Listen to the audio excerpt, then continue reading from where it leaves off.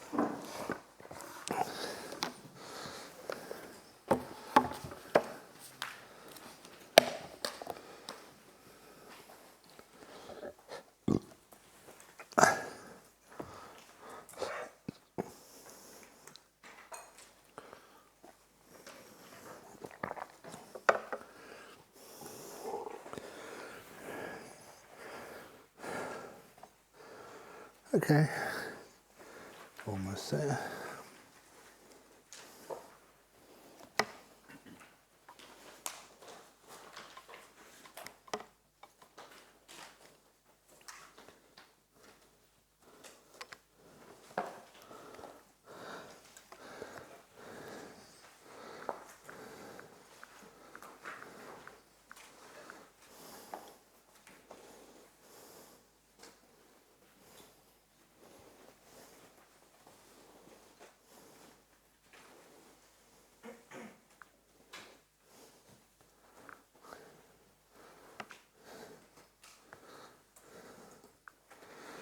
Very good. So I think we can now begin. Okay, very good.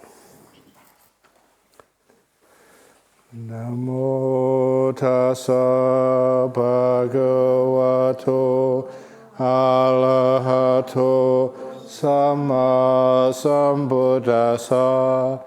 Namo tassa bhagavato arahato samma sambuddhassa.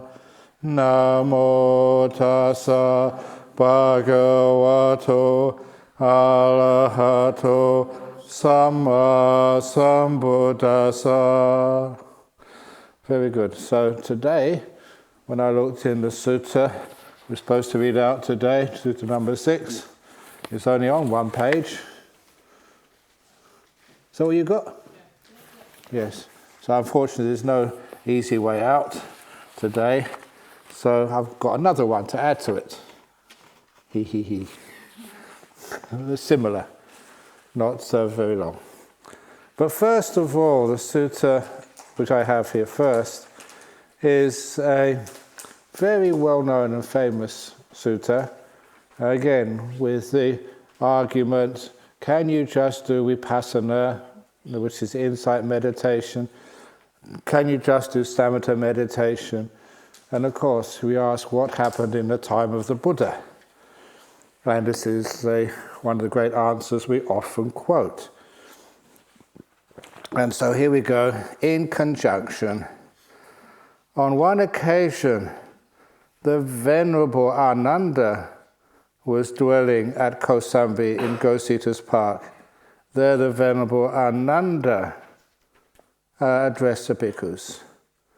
Now this is a famous sutta, but of course it wasn't taught by the Buddha, taught by Venerable Ananda, didn't mention where the Buddha was, so the implication is it was after the Buddha passed away. But even though after the Buddha passed away, nevertheless it was adopted into the canon of scriptures at the first council. So it would have to be just after the Buddha passed away and before the first council. In other words, just a few months afterwards, and important enough that it was included. So, on one occasion, the Venerable Ananda was dwelling at Kosambi in Gosita's Park. There the Venerable Ananda addressed the bhikkhus. Friends, bhikkhus. Friend, those bhikkhus replied. The Venerable Ananda said this: Friends, whatever bhikkhu or bhikkhuni has declared the attainment of arahatship in my presence, has done so by these four paths, or by a certain one among them. What are the four paths to the attainment of being an enlightened one? 1. Here a meditator develops insight, it's called vipassana, preceded by calm, samatha. As they are developing insight preceded by calm, the path becomes clear. They pursue this path, develop it and cultivate it. As they are pursuing, developing and cultivating this path, the fetters become abandoned and the underlying tendencies are uprooted. They become arahat. Or number 2, again, a meditator develops calm, preceded by insight. As they are developing samatha, calm, preceded by insight, the path becomes clear. They pursue this path, develop and cultivate it, and as they are pursuing, developing and cultivating this path, the fetters are abandoned and the underlying tendencies are uprooted. Again, a meditator develops calm and insight together. As they are developing calm and insight together, the path is generated. They pursue this path, develop it and cultivate it, and as they are pursuing, developing and cultivating this path, the fetters are abandoned and the underlying tendencies are uprooted. And lastly, 4, again, a meditator's mind is seized by restlessness about the Dhamma. But there comes an occasion when his mind becomes internally steady, composed, unified, and still. And then the path becomes clear. They pursue this path, develop it and cultivate it, and as they are pursuing, developing and cultivating this path, the fetters are abandoned and the underlying tendencies are uprooted. Whatever bhikkhu or bhikkhuni friends has declared the attainment of arahatship in my presence has done so by these four paths or by a certain one among them. Now, it's quite clear the first path, and the second path and the third path, is usually the standard of vipassana, then samatha, samatha, then vipassana, or the samatha and vipassana together. But the fourth path is great because I just put in a little bit of the Pali here. And there comes an occasion, the mind is seized by restlessness about the Dhamma, but there comes an occasion when the mind becomes internally steady, composed, unified, and still. And these words are used in other places. The tang jitang, your mind, becomes internally, that's ajatameva. Santitati sanidhi sati ekodi hoti samadhyati. This is where the mind becomes still. It's like sits inside, and it stands inside, remains inside. It becomes the oneness and samadhyati. And that always involves jhanas. And there, afterwards, because of that, the path becomes clear. So each one of these, first of all, they always have to include the stillness part. There cannot be any sort of cultivation if there is not stillness. But also, first three is obviously the stillness and the insight, then the insight and the stillness and insight together.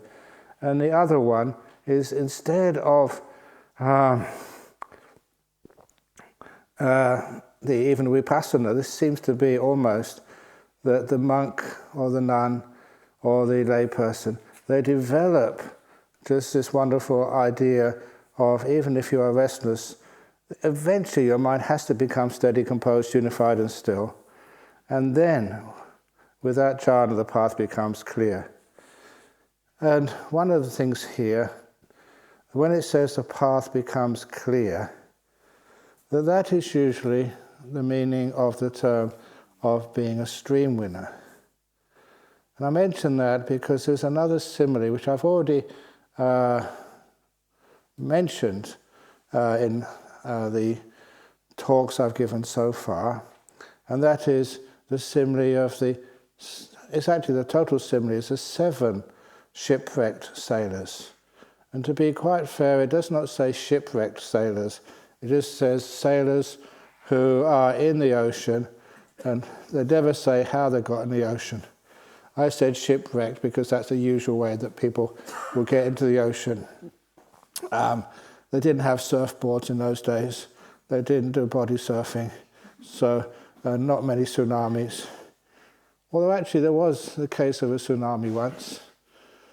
I know that, as I'm just in passing, that once that I was invited to represent Buddhism at an interfaith climate control conference in Perth. And they were asking, well, does the Buddha in the Sutta say anything about what happens when there's global warming or something, or environmental degradation? And I got to thank Ajahn Sujato for giving me this reference. And what Ajahn Sujato found, it was a story of one shipwrecked sailor. This is in, I think, the Jataka Tales. And then the Jataka Tales, he managed to find his way to an island which was abandoned, but it was a very comfortable island, much fruit on the trees. And so, because he survived the shipwreck, and it was an abandoned island, he was the only person there.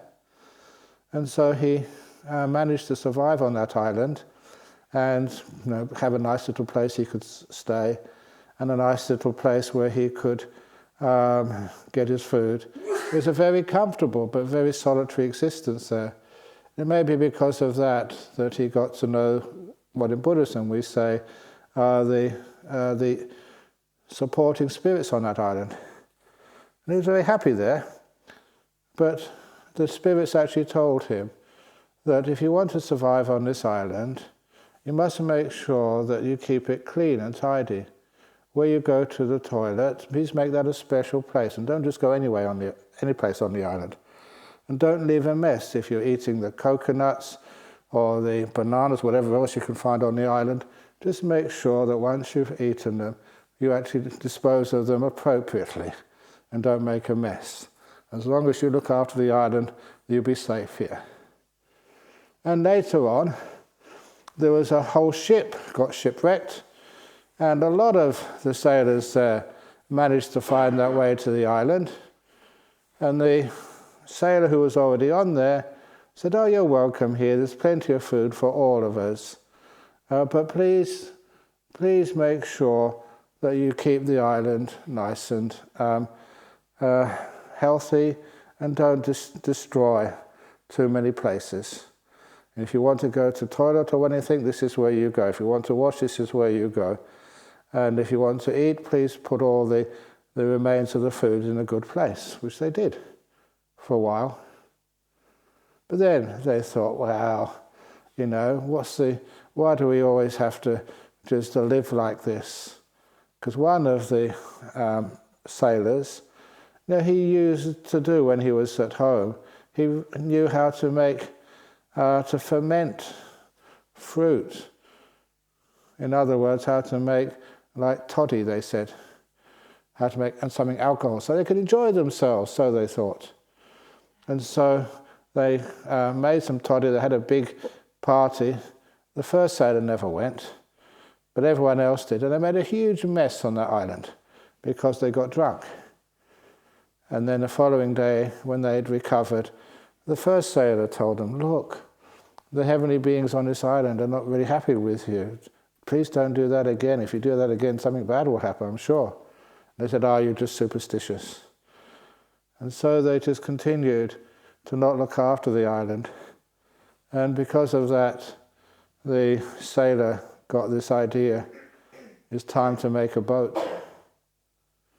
So he used some of the wood which had fallen down, could manage to somehow saw it or something, and make a tiny boat for himself. And the other sailors asked, what the heck are you doing? Why do you need a boat? Life is good here. Plenty to eat, lots of alcohol. We can have a good time.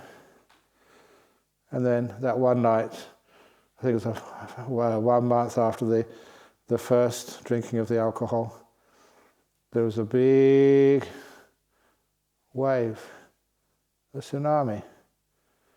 And it washed over the whole island. It washed the island, killed the sailors, except for that one sailor who got in his boat and managed to survive. And it was just a little lesson about what happens when we don't look after the places in which we live. I should have told that story maybe the last day, the day when you're asked to clean up your cottage. So you've got a good purpose to make sure everything is very nice in there.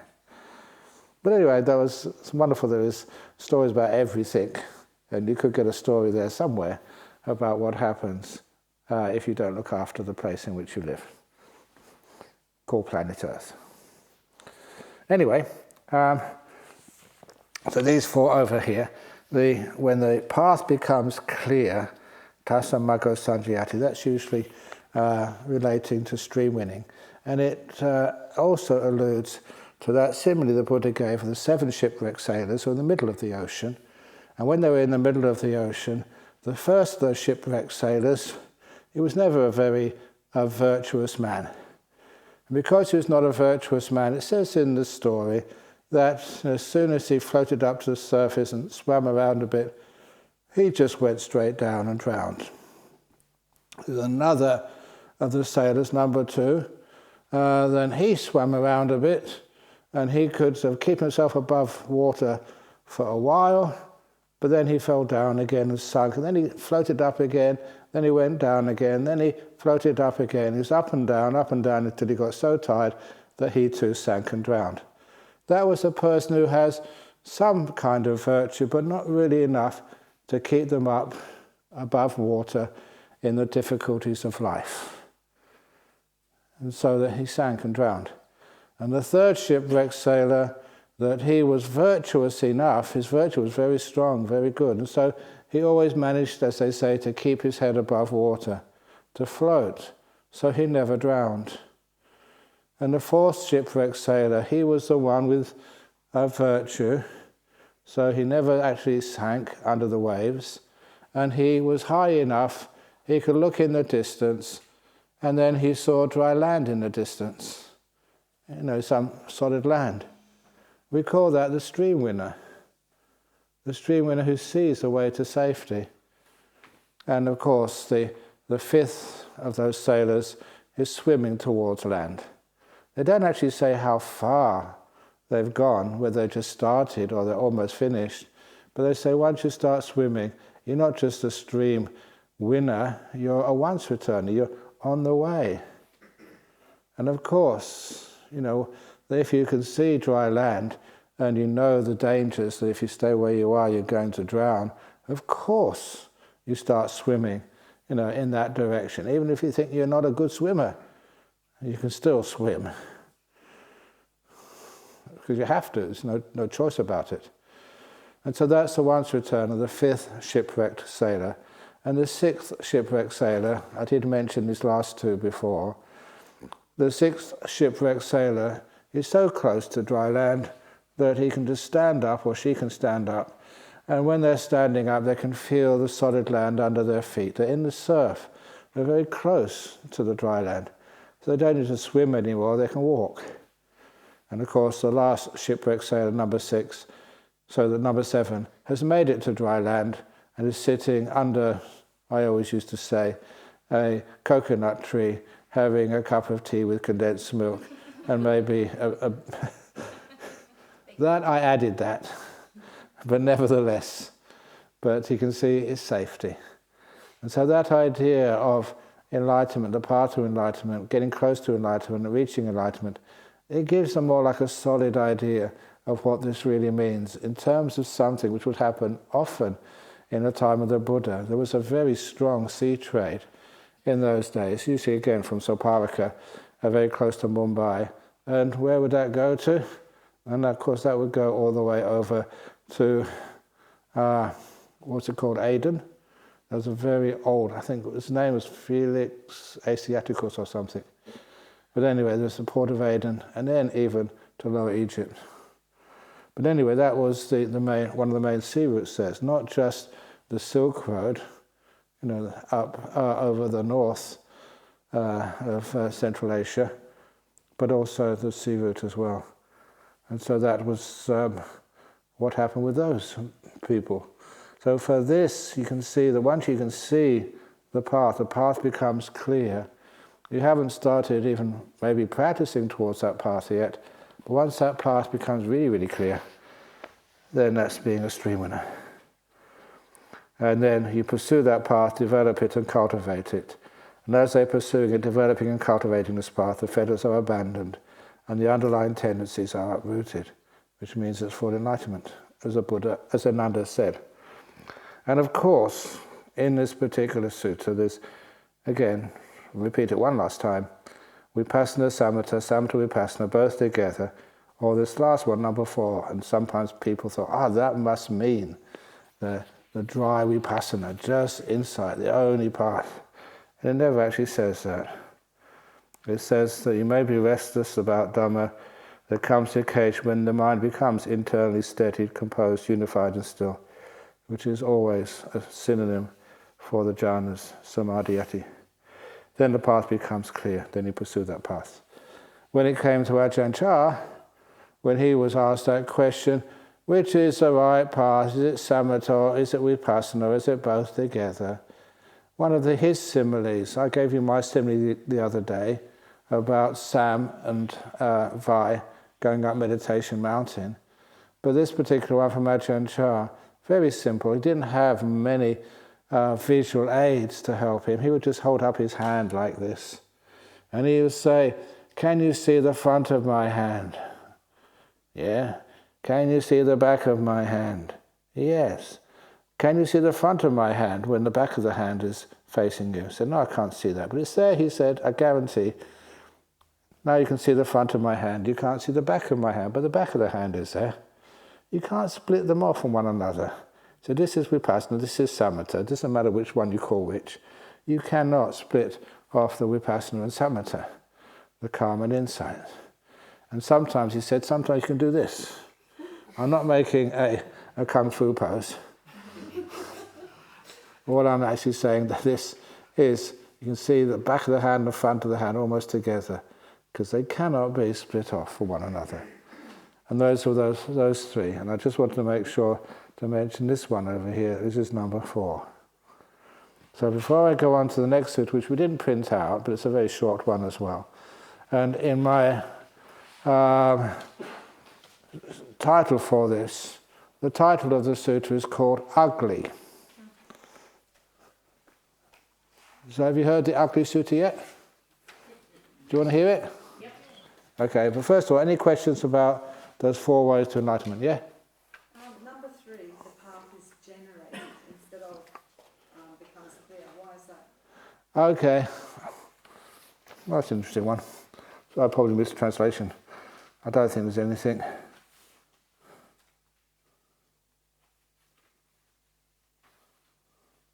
Path becomes clear. Path becomes clear. The path is generated. No, I don't think. Actually, I don't know there. I think I never heard it pointed out that there's a different word there, but I'm not sure if there's anything meaning by that word, anything different. I think it's just basically the same. It might be just, I can't have to look out. If I go now and look in to what the Pali is, it's the only way to find out, then I'll lose this one on here. I'll lose the Ugly Sutta. So please, you can give me, I'll maybe answer that this evening. Okay, thank you. Okay, the Ugly Sutta.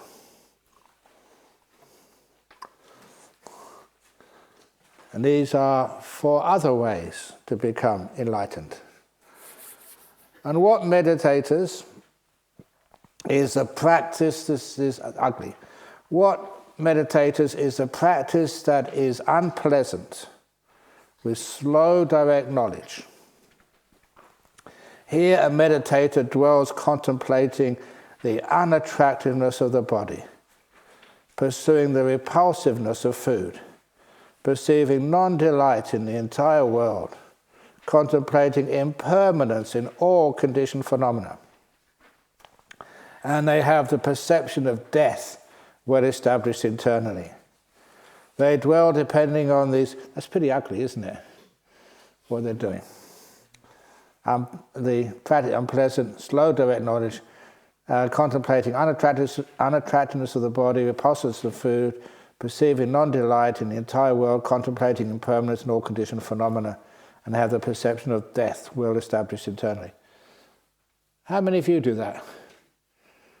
When you were having your lunch today, did you develop the perception of the repulsiveness of food? No. When it's repulsiveness of the body, it's not just all repulsiveness, but you look at the repulsive side of it. And I think you all know that when I was a young monk, and what was the dangers for monks in Thailand at that time, and even though we did stay in the jungle sometimes, Ajahn Chah would always say it was not the tigers were the problems. What were the problems? Not tigers. I never said it. It was just because, you were a young man. I was only 23 when I became a monk, fully healthy. And then just sometimes you meditate and get nice and peaceful, and then suddenly a beautiful girl would come into the monastery. What would you do? So we were taught what to do. To perceive repulsiveness, unattractiveness in the body. And this is I think you should all know how this is done, because sometimes we all have to restrain ourselves somewhere in our sensual lives. So I deliberately, if there was an attractive person came into that monastery, I would make sure I deliberately look for her pimples. And I could always find them. In the most beautiful person in the world, you could always find a pimple somewhere. If they didn't have these natural, unattractive features, there'd be no sort of profit made in the makeup industry. I always find unless they're not perfect enough and go somewhere else. It's the same with you, whoever you get attracted to, always see something unattractive in them if you just want to not get sucked in and indulged in it. If there's somebody who is unattractive or even dangerous, you look at something which is beautiful inside of them, something which is attractive to balance it. That's what I always would do. Say if they're a prisoner or a murderer or something. You look inside of them and see something in their character which was attractive, which was good, which was kind. And of course that would mean that you could regard them as a human being, not as a particular flawed criminal or something. And that's also when you go to hospitals and you see people who are really, really sick, and maybe just their face looks terrible, and maybe in some accident or something, and you look at them and you find something in them you look at which looks beautiful and kind, something you can develop a sense of respect towards. It's just how you balance your tendencies until they become much more even. So that's with food. As I remember as a monk, of course, even I said, this is weird, but even though the food was terrible and was disgusting, and I was surprised, after a while you get to like it. It's weird. And, it's frogs today, yay!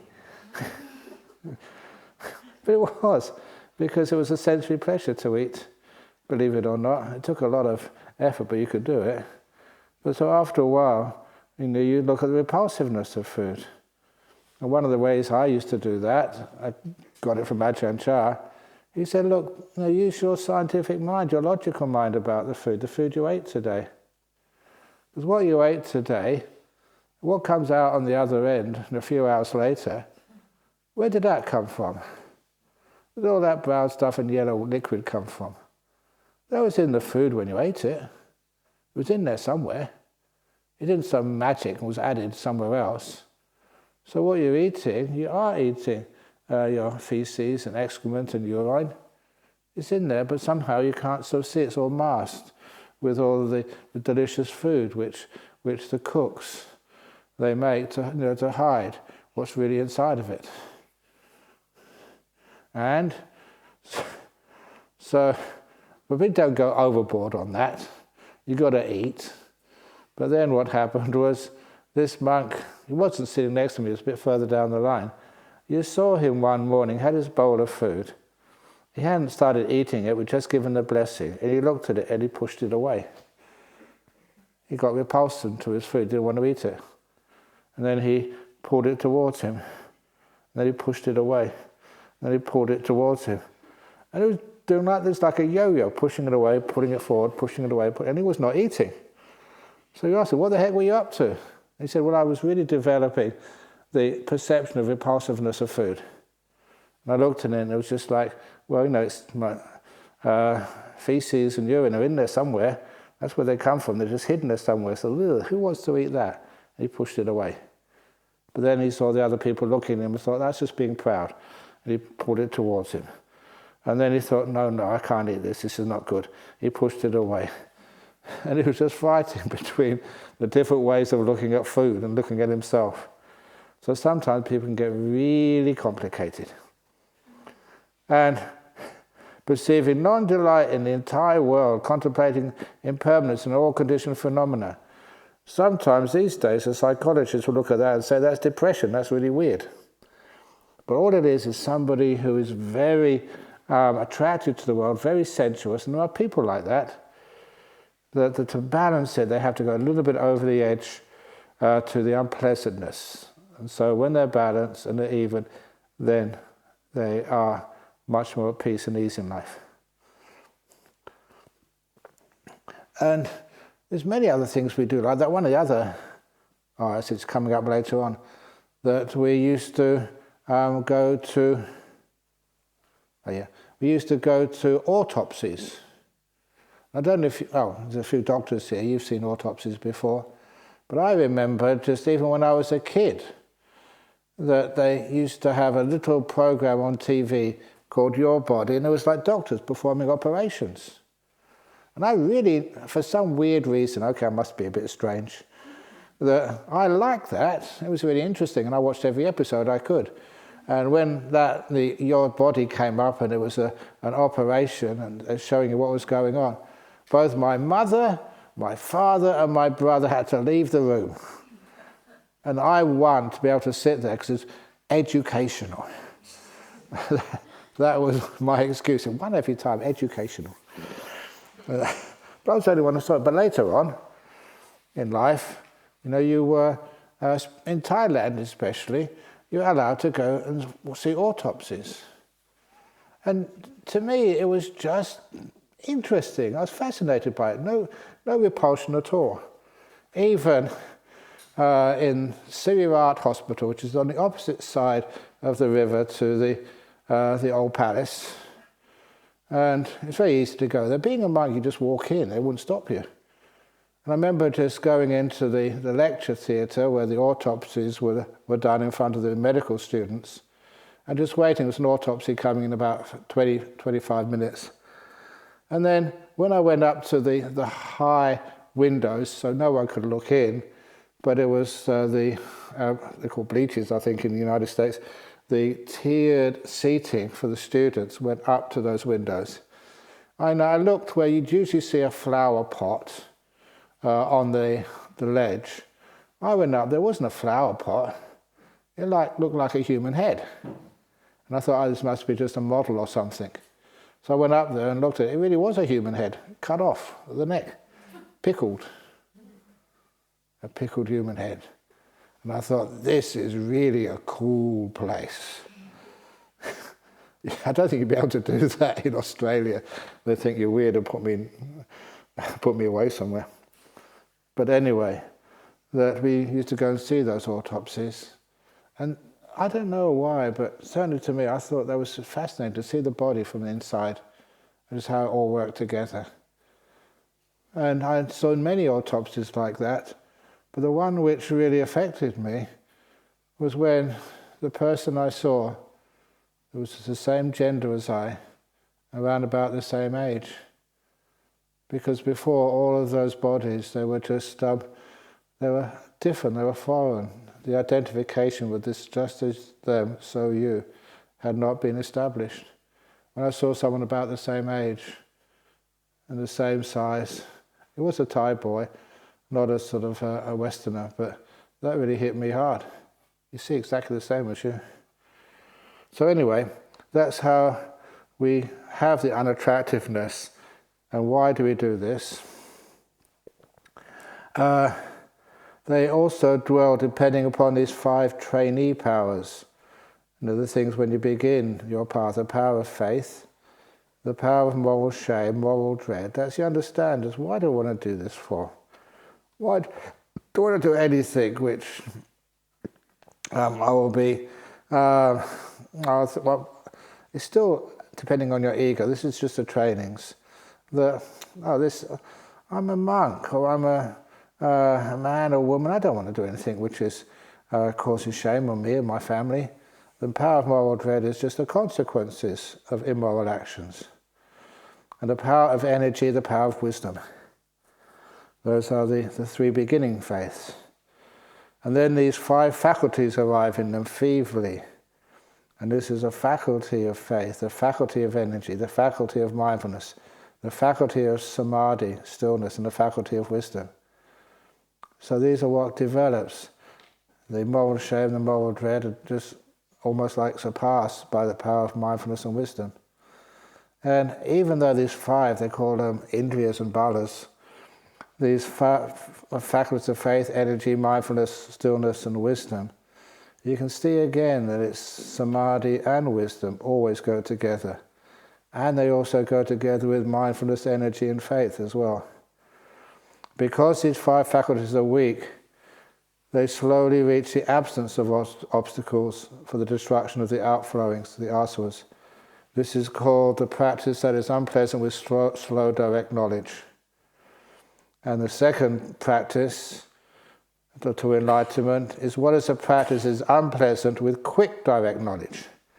Here a meditator dwells contemplating the attractiveness of the body again, perceiving the repulsiveness of food, perceiving non-delight in the entire world, contemplating impermanence in all conditioned phenomena, and they have the perception of death well established internally. They dwell depending upon these 5 trainee powers, the power of faith, moral shame, moral dread, the power of energy, the power of wisdom. These 5 faculties arise in them strongly. Before they're only weak, this is now strong. The faculty of faith, faculty of energy, of mindfulness, of stillness, samadhi, and the faculty of wisdom. Because these 5 faculties, oh good, wow, I pressed the wrong button there. And sometimes when I press the wrong button, it all disappears. But it came back again, yay, it reincarnated. Today is a good day, I'm very lucky. They dwelled upon them. These 5 faculties arise in them strongly, the faculty of faith, energy, mindfulness, faculty of stillness, and the faculty of wisdom. Because these 5 faculties are strong, they quickly reach the absence of obstacles for the destruction of the outflowings. This is called the practice that is unpleasant with quick direct knowledge. So, depending upon the power of your faith, energy, mindfulness, stillness, and wisdom. And number 3, and what is the practice that is pleasant with slow direct knowledge? The pleasant practice. The first 2 were unpleasant, slow and fast. Here, secluded from the 5 senses, secluded from the 5 hindrances. Here we go again. You know what's coming next, don't you? Yes. Well, you should do by now. I've said it so many times. Secluded from the 5 hindrances, a meditator enters and dwells in the first jhana, experiencing the bliss born of being apart from the 5 senses, accompanied by subtle grasping of the bliss, moving away from the bliss and then back onto it. with the subsiding of moving away from the bliss and back onto it, they enter and dwell in the second jhana, which has an inner confidence in the bliss enough to stop grasping it, and thereby the unification of mind, experiencing a bliss born of stillness. With the fading away of the rapture part of bliss, they dwell content and mindful, experiencing a pleasure free of rapture. They enter and dwell in the third jhana, of which noble ones declare, they are content and mindful, dwelling happily. With the abandoning of the 5 sense pleasures and suffering, and with the previous passing away of the 6 sense joy and suffering, they enter and dwell in the fourth jhana, experiencing only mental contentment, which has, sometimes they say equanimity, but I prefer contentment, which has purification of mindfulness through contentment. And I always pause there to demonstrate that this is the best mindfulness you can have in the fourth jhana.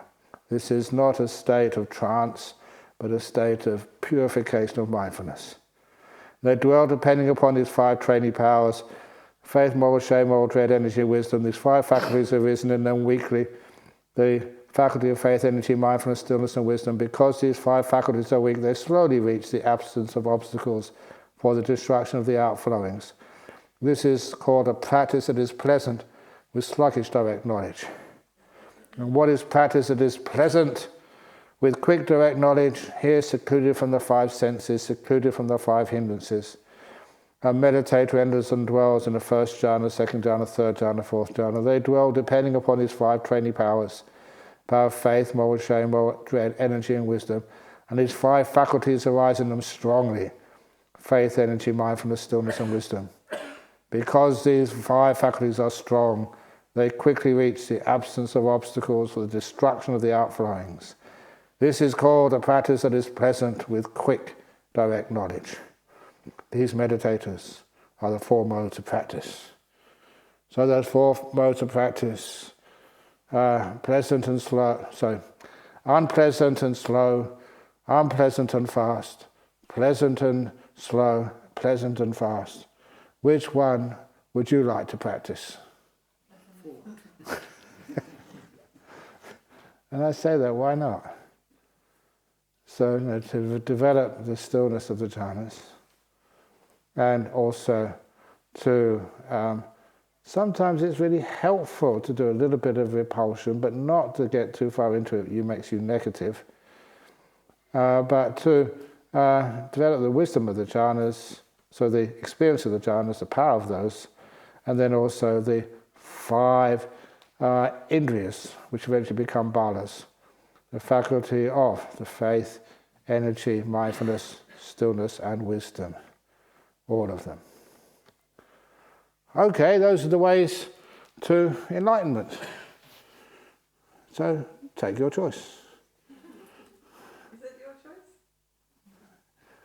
Now, that was a trick question because after a while you have no choice. There is no will. So the choice is made for you. So when I ask you, please take your choice, most sensible people will do the fast one and the pleasant one. And you think maybe you decided to do that, and later on you find, no, you didn't. That was brainwashed into you. Out of kindness of your teacher. Out of kindness to make it fast and make it sort of pleasant. Okay, any other comments or questions, please? Yes? Ajahn, the first 2 people, do they not have jhanas? Of course they have to have, but what they do is they use that negativity just to get rid of things, to simplify their lives. Not just their external life, but simplify their internal life as well. Remember I told about the nun who took a rope and because she didn't want to go back to the 3 crooked things. So, she was fed up with the 3 crooked things of, housework, of cooking, and husbands. So I shouldn't say that to you, husbands here. Looking forward to going to see your. No, I better not go there. But give away the 3 crooked things. You get like sensuality. And so little by little, when you give those things away, it might be just using some of these perceptions to help you abandon all of these forms of attachment. People often say, how do you let go? How do you let go of so many things in life, like things like your fear of death? And I've often taught, I think in Nolamara Temple, just imagine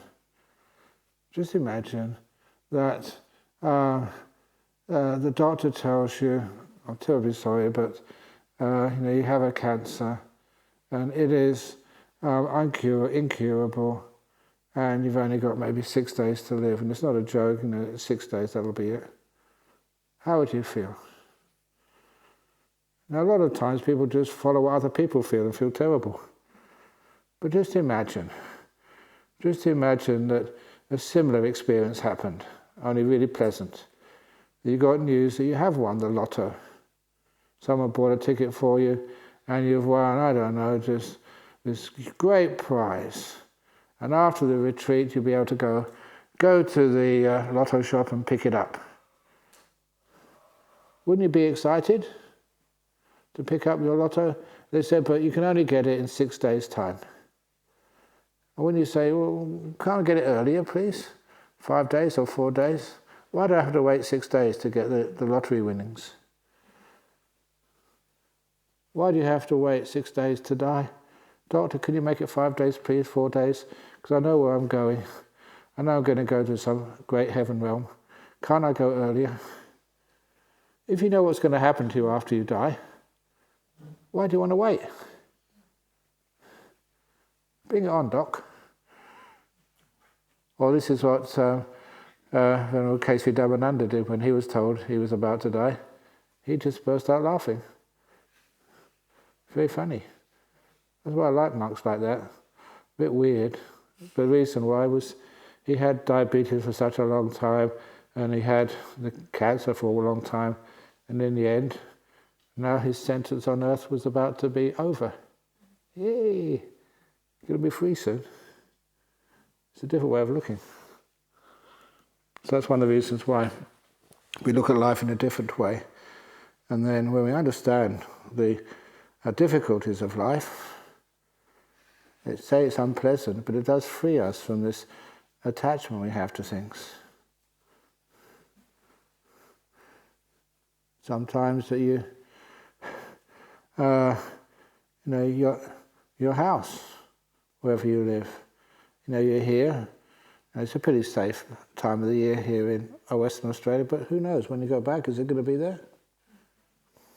How would you react if when you go back you found your house was no longer there and your relations were all gone? Now you can become a monk.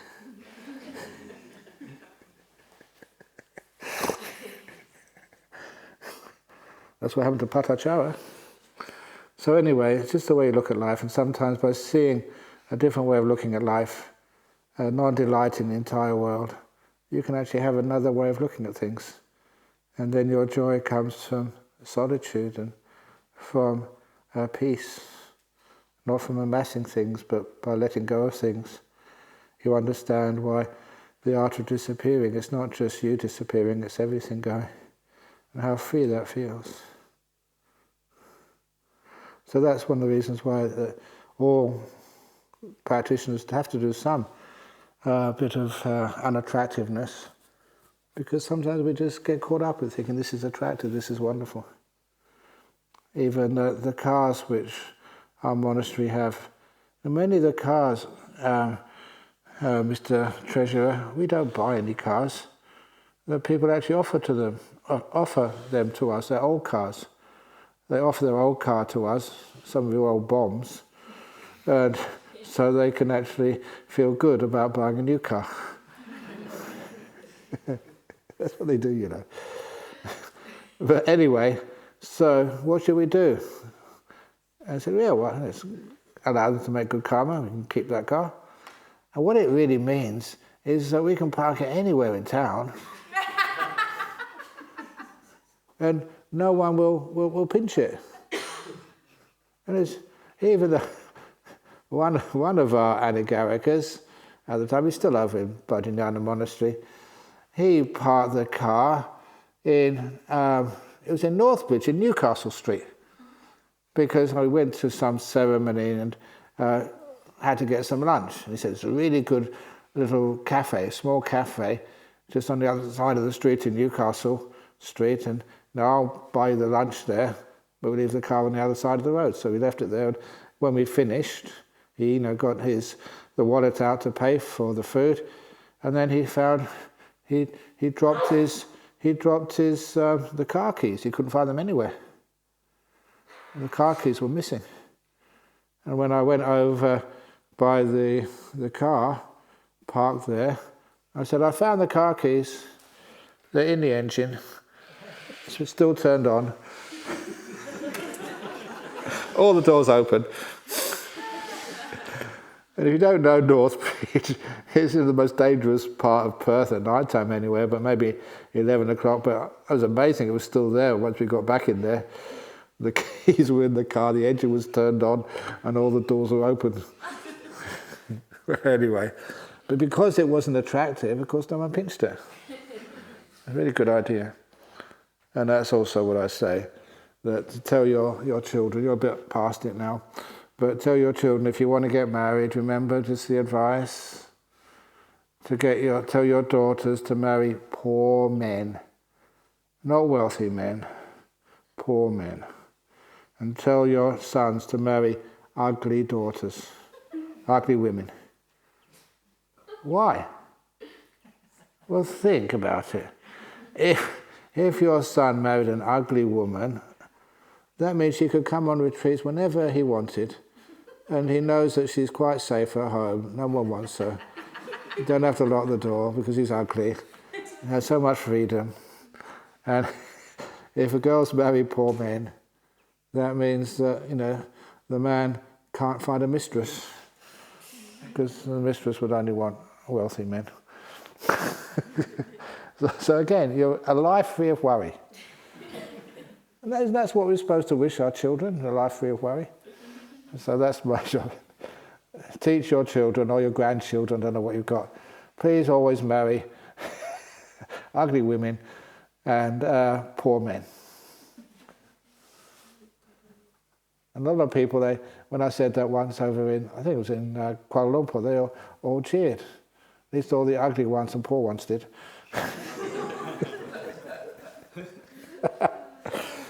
Okay, enough about that. So that's the little Sutta today. I made the last bit up because I don't know why I put just only such a short one in here, but the next one is much longer, delightful discourse. So I hope you enjoyed that, and I'm glad I finished early because at the interviews I really do need to get away just before 5 o'clock because I'm doing a Zoom session with Venerable Chanda over in the UK. So I have to get up there in plenty of time to get the Zoom talk going.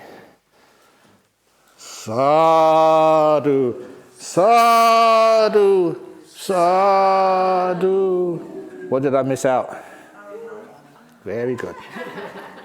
Arahang Sama Sambuddho Bhagava Buddha Bhagavantang Abhivademi Suakato Bhagavata Dhammo Dhammang Namasami Supatipano Bhagavato Sāvaka Sangho Sanghang Namami.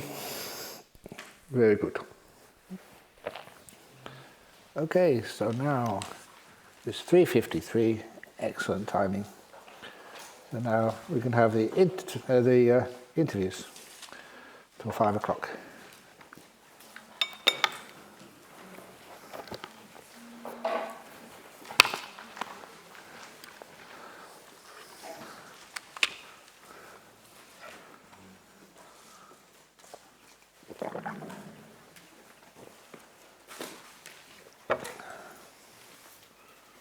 Thank you. Should we give the bear something more interesting to read? Better.